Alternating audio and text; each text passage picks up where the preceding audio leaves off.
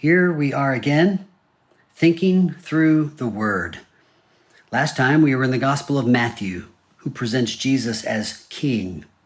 Today we look at the Gospel of Mark, where we see Jesus presented as the servant. And I want us to look at a text in Mark chapter 10, beginning in verse 35, where Jesus lays out his mission of serving. Mark chapter 10, in verse 35, we're told that James and John, the sons of Zebedee, came up to him and said to him, "Teacher, we want you to do for us whatever we ask of you."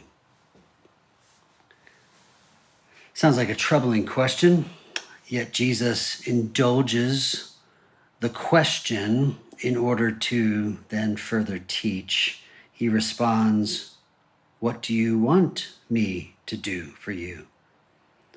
And they said to him, "Grant us to sit one on your right hand and one at your left in your glory."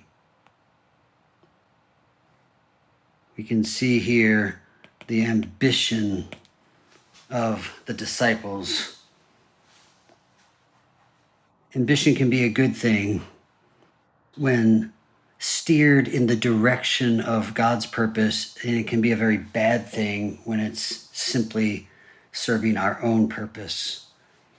So Jesus says in verse 38, "You do not know what you are asking. Are you able to drink the cup that I drink, or to be baptized with the baptism with which I am baptized?" And they said, "We are able." Jesus is asking them if they've really considered what it means for Jesus to drink the cup that God has set before him, a cup of wrath, a cup of suffering. Are they really willing and able to be identified with this sacrificial mission of Jesus? Now, he does say that they will taste that. They will experience some of the suffering and some of the hardship that comes in identifying with Jesus. But then he adds, "To sit at my right hand or my left is not mine to grant."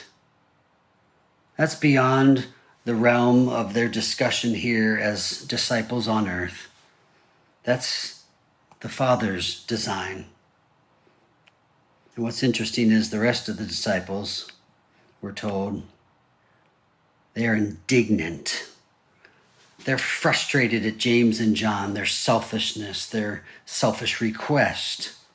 And Jesus calls them, all the disciples, to him and says, "You know that those who are considered rulers of the Gentiles lord it over them. The great ones exercise authority over them." Now here's our word of contrast. "But not this, but this. It shall not so be among you. Whoever would be great among you must be your servant. Whoever would be first among you must be slave of all." The Greek word is doulos, a bond slave.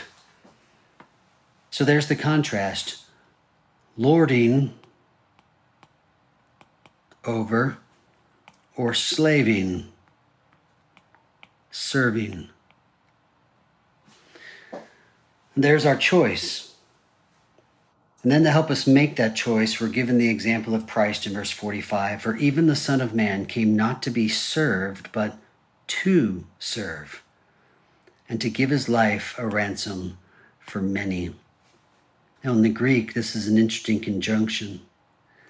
For even the Son of Man came not to be served, but to serve, and it's not changing direction and adding to something new, not adding another thing that Jesus came for. What it's doing rather is extending what has already been said to another degree. So the Son of Man came not to be served, but to serve, even to give his life a ransom for many. All this helps us understand that we have two options. We can desire to be a somebody. That's Gentile thinking. Or we can desire to be a servant. And that's Jesus thinking. So identify in your heart your selfish ambitions, what you want for you.